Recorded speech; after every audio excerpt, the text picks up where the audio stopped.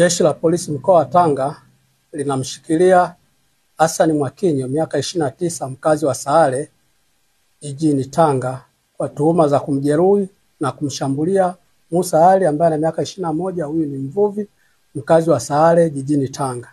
Tukio hilo lilitokea siku ya tarehe 4 mwezi wa 3 2025 huko nyumbani kwa Hassan Mwakinyo. Uchunguzi wa shauri hili unaendelea, ukikamilika mtuhumiwa atafikishwa mahakamani.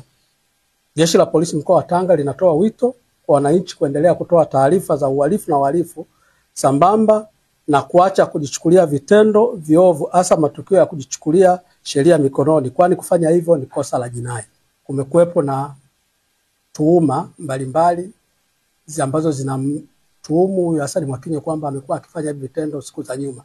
Jeshi la Polisi linaendelea kufanya uchunguzi juu ya tuhuma hizo, na kama mtu yote ana taarifa yote ya tuhuma hizo za nyuma, basi alete, Jeshi la Polisi litashughulikia.